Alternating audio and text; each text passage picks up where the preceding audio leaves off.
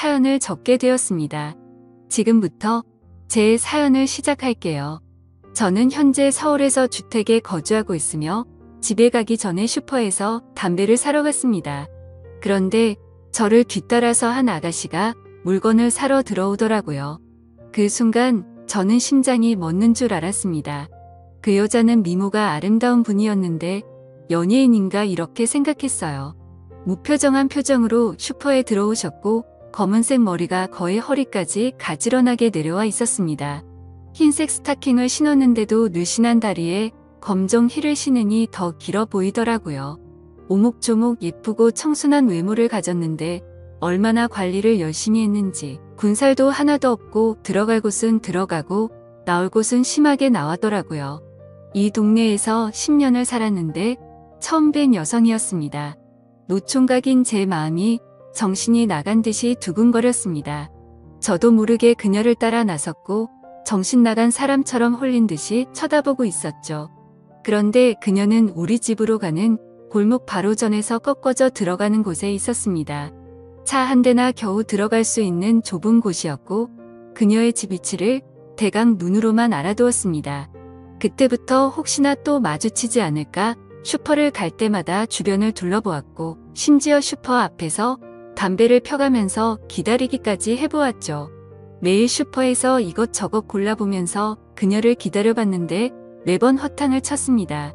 그때부터는 이 동네에 사는 사람이 아닌가 싶더라고요. 그러다가 며칠 뒤 일요일 오후에 목욕탕에 갔는데 그녀가 여탕에서 나오는 것을 마주치게 되었습니다. 순간 너무 반갑고 기쁜 나머지 인사를 할 뻔했지만 실수는 겨우 피했어요. 밝고 매끄러운 피부를 지닌 그녀는 너무 예뻤습니다. 그런데 옆에 여자아이가 함께 있더라고요. 아이가 할머니네에서 자고 왔다는 얘기를 듣게 되었는데 대충 어림잡아 봐도 그녀는 유부녀인 것이었습니다. 순간 너무 절망적이더라고요. 기분이 안 좋아서 남탕에 들어가서 대충 샤워만 하고 집에 와서 여자복도 없다고 신세한탄을 하며 이불 킥을 했습니다. 하긴 저렇게 예쁜데 어떤 남자가 내버려 둘 수 있을까라고 생각했지만 아이가 있는 유부녀라는 걸 알고 그녀를 잊으려고 노력했습니다. 저는 여론조사 사업을 하고 있었는데 운이 좋게도 사업이 승승장구를 했고 공공기관이나 대기업에서 인정해 줄 만큼 경력과 노하우가 쌓인 회사였죠. 저희 회사에는 여성들이 꽤 많이 있었는데 노총각인 사장이 괜히 찝쩍거린다는 이야기가 직원들 사이에 말이 나올까봐 매사의 행동을 조심하고 있었습니다. 그렇게 몇 달이 지났을까 정말 말도 안 되는 일이 벌어지고 말았죠. 어느 날 사무실을 지나가다가 낯익은 얼굴이 보였습니다. 네, 여러분들이 생각하듯이 바로 집 앞 슈퍼에서 봤던 제 이상형이었던 그녀였습니다. 그녀는 우리 회사에 근무하고 있던 걸 보고 정말 깜짝 놀랐죠. 그래서 3일 전 신규 공채를 했는데 그때 입사를 한 건가 싶어서 그녀의 인사 서류를 확인하게 되었습니다. 그녀는 33살이었고 저보다 2살이 많더라고요. 하지만 배우자라내는 공란이었고 사회에 경험이 없었습니다. 그리고 사학과를 나온 재원이었습니다. 그녀는 남편 없이 아이를 키우는 이혼녀였던 것이었습니다. 순간적으로 남편이 없다는 사실에 소리를 지를 뻔한 걸 겨우 참았습니다. 그날부터 저는 그녀를 볼 수 있다는 생각에 너무 즐거웠고 제 마음은 그녀에게 향하게 되었죠. 그녀와 친해지고 싶었습니다. 저는 회사를 운영하면서 늘 회사 내에서 스캔들을 만들지 말자고 생각했지만 그녀에게 향한 마음은 거스를 수 없는 폭포와 같았습니다. 그녀와 꼭 데이트를 해보고 싶은 욕구가 생겨서 우연을 가장하고 마주치고 싶어서 슈퍼 앞에서 그녀를 기다리고는 했었습니다. 그녀의 퇴근 시간을 알기에 집 앞 슈퍼에서 그녀를 기다리고 있었죠. 아니나 다를까 그녀가 슈퍼에 오지 않고 집으로 가길래 그녀를 뒤쫓아갔습니다. 그리고는 용기를 내서 말을 걸었죠. 안녕하세요. 이 동네 사세요? 리서치 회사에 다니시죠? 하고 물어봤는데 저를 못 알아봤습니다. 내심 조금 서운하더라고요. 아무튼 사무실에서 저를 본 적이 없다고 말하길래 저는 그 회사 사장인데 사장실에서 따로 일하고 있다고 말하자 그녀는 머쓱하게 웃으며 사장님이셨구나 라고 말하며 저에게 다가왔습니다. 저는 그녀에게 이 동네에 사시냐고 물어보았고 저는 다음 골목으로 가면 된다고 말을 했죠.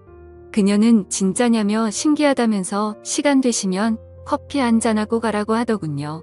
그래서 덥석 그러겠다고 하고는 그녀를 따라갔더니 18평 연립주택에서 딸과 둘이서 살고 있었습니다. 그녀는 남편과는 이혼을 했고 자신이 양육권을 가지고 만나지 않고 지낸다고 말하더라고요. 그런 말을 묻지도 않았는데 알려주길래 혹시 나한테 마음이 있나? 라는 생각이 들어서 은근히 기분이 좋더라고요. 그리고 같이 식탁에 앉아서 커피를 마시고 있는데 가지런히 두 발을 모으고 커피를 마시는 그녀의 모습이 너무 아름답게 보였습니다.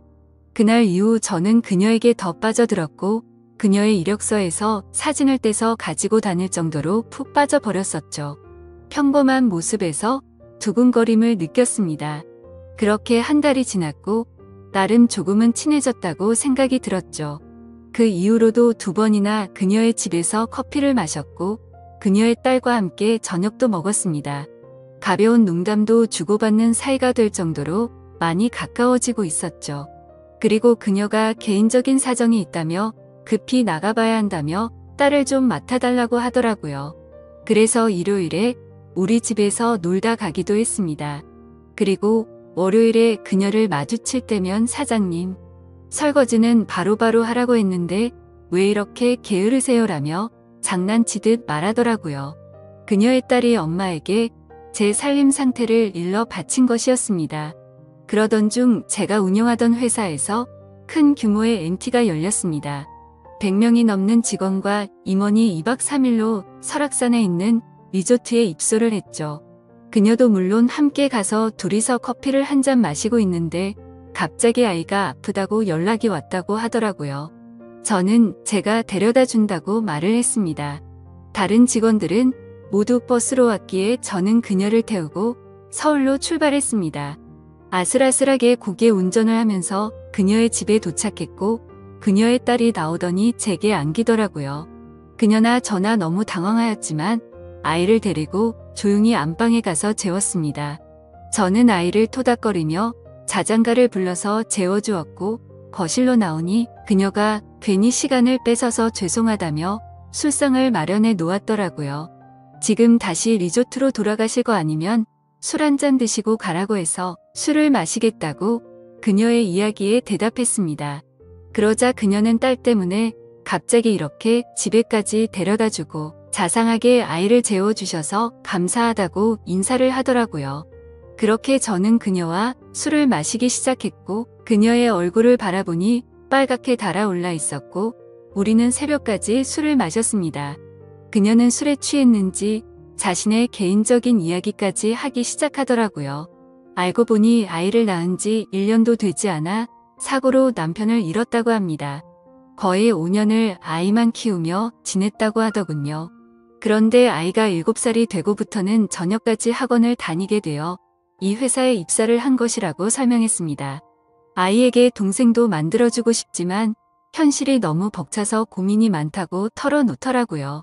그래서 저는 그녀에게 그동안 만나온 여성과는 결혼할 기회가 있었지만 다른 문제로 다 어그러졌다고 얘기했습니다.